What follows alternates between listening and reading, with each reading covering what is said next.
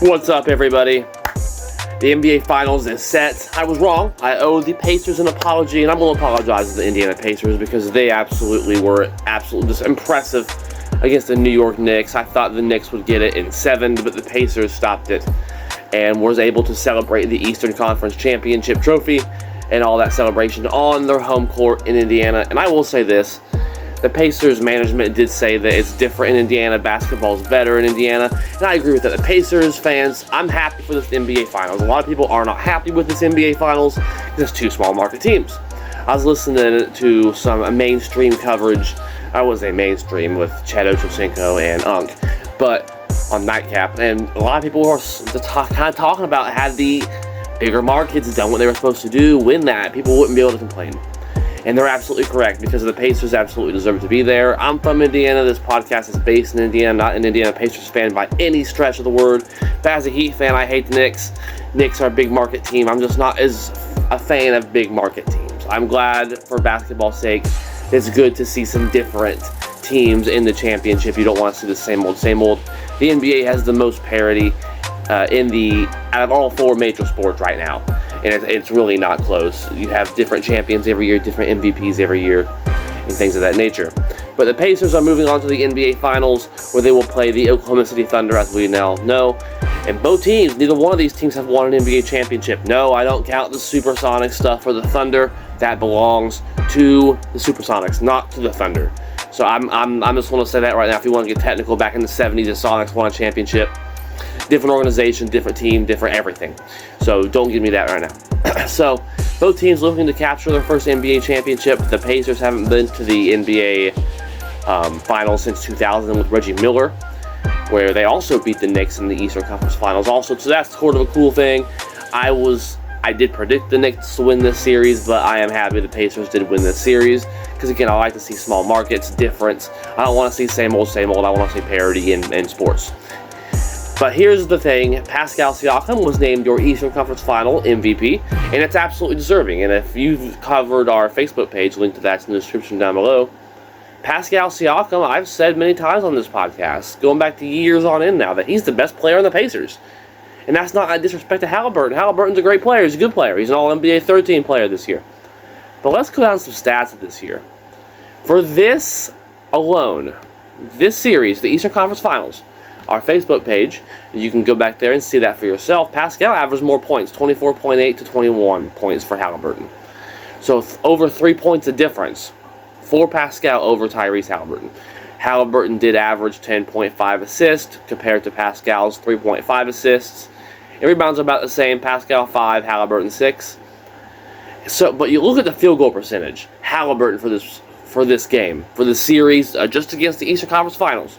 45.5% from the field. Pascal, 52.4%. So not only did Pascal average more points, but he had a better field goal percentage also. And he averaged more blocks technically by 0.4. I mean, 0.7 for Pascal, 0.3 for Halliburton. Let's go to the whole season. How about that? Because I think Pascal's the best player on the Pacers. And I want to prove it right here. For the season, regular season only, Pascal, 20.2 points a game, 6.9 rebounds a game, 3.4 assists per game, 51.9% from the field. Halliburton, 18.6 points per game, 3.5 rebounds per game, 9.2 assists per game, 47.3% from the field. So for the season, Pascal literally averaged more points, more rebounds, less assists. Halliburton got him on that one, and shot better from the field. For a career, Pascal's an NBA champion, 3-time NBA All-Star, All-NBA second team, All-NBA third team, most improved player in 2019. Halliburton's never been named the most improved player. He only has 2 All-Stars. Oh look, Pascal has more career All-Stars than him. And he has 2 all-time NBA third teams. And Pascal's made the second team. Halliburton's never done that. NBA champion, most improved player. Halliburton has never had any of that. I mean, even if the Pacers win this championship, which we'll get to that in a minute, that would make Pascal a 2-time NBA champion. There's really nothing from current Eastern Conference Finals stats to all-time career stats that Hallie is better at than Pascal. Pascal is the best player on the Pacers. I just laid it out for you. So he is absolutely deserving of this. The fact that it's even a debate is hilarious. It's not a debate. Pascal's better than Hallie. Pascal is Batman. Hallie is Robin. That's not a bad thing. It's not a bad thing to be the second best player on your team. You're in the finals. I'm not hating on Halliburton. He's a clutch player. He's their clutch player, not Pascal. But overall, for the whole game, career-wise, stats right now, I just gave you all the numbers. Pascal's a better player, and I'm sorry. This podcast is based in Indiana. It's going to be a very unpopular opinion. Popularity does not necessarily mean best player. LeBron James is the most popular player in the NBA still. He always will be. At one point, he was the best player in the NBA, but he's not anymore. Nikola Jokic or SGA, one of those ballers, these young cats, one of them, they're the best player in the NBA. Giannis, you could argue any of those three. So, popularity again, let's separate the popularity contest compared to the actual basketball results. And the best team won. I mean, the Pacers play their bench. The Knicks do not play their bench. But, I mean, the Pacers have a legit coach. So do the Knicks. But this is going to be a great finals. You have two legit coaches, two teams that play their bench, two teams that like to get up, out fast, and transition. That's going to be two good teams with defense as well. Excuse me. So you have a lot of good basketball here. So for fans to be disappointed in this finals, they just must not be fans of the actual sport, the game itself. Because, again, popularity contest, big market versus small market. You got two small market teams, Oklahoma City Thunder, and you have the Indiana Pacers. You go to a Knicks game, you're going to see all these famous people. You go to a Pacer game, the Pacers pretty much got Caitlin Clark and her little crew. That's really about it, guys. I mean, the Pacers are a small market, and that's okay. It's good to see small markets win. The small markets got screwed out of the draft lottery, and it's really going to hurt the NBA moving forward for the next 10, 15 years. Because the fact that they rigged the draft lottery, I'm just glad they can't rig the actual games themselves. That's all I'm saying. But who's going to win this NBA Finals? And this NBA Finals, I think, is going to be a lot better than last year and the years in the past. Like I said, you have DS, small markets, not as big names, popularity contests, woo, all that garbage.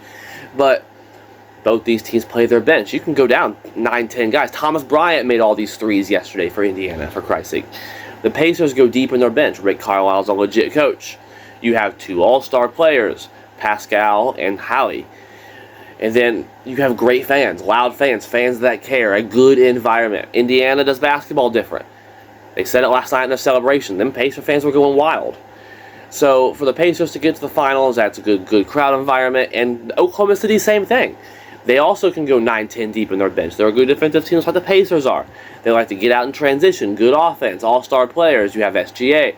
You have Jalen Williams. You have Chet Holmgren. You have all these big-name players that are good players for this NBA Finals.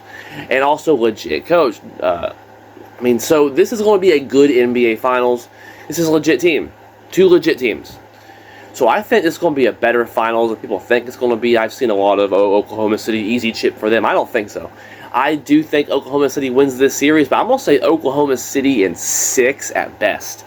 I think this series could go to 7 games, but I think Oklahoma City does win this series in 6. They've been the best team all year long, lead the league in multiple categories, wins, pace, efficiency. So you got the league MVP on your team, so I think ultimately the Thunder will be too much. They do have home court advantage in this series, so do keep that into consideration.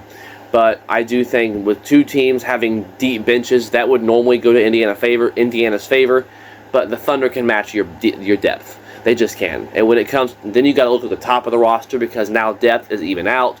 So you look at the top of the roster, SGA is just better than anyone in the league right now. And I think that ultimately is going to be the advantage. So I'm going to say that the Thunder get it done in 6. But I wouldn't be surprised if the Pacers win the series. This is not an automatic chip like people have been saying. And that's all I'm saying.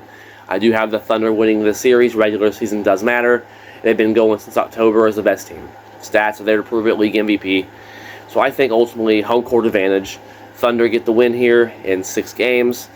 One of these two teams will get their first NBA championship. Because again, Pacers never won an NBA championship. Once you go back to the ABA, we ain't getting into all that though. But first NBA championship for either one of these teams. And again, the Supersonics are different than the Thunder. I'm just saying that right now. Bring the Sonics back. by the way. That got brought up today. So bring the Sonics back. Both these teams rooting for the first championship, going for it. So I'm excited to see who's going to raise the Larry O'Brien trophy for the first time. Let me know in the comments down below, who do you think wins? This is Indiana-based podcast. So Pacers or Thunder? Again, that's all I got. I got Thunder in 6. Again, this is good for basketball. Glad to see a different NBA championship. This has been a long time never for the Thunder and a long time for the Pacers. So again, that's all I got. Until next time, boiler up. Let's go Heat and go Pack, go baby. NBA Finals are coming. A lot of content coming. Keep an eye out.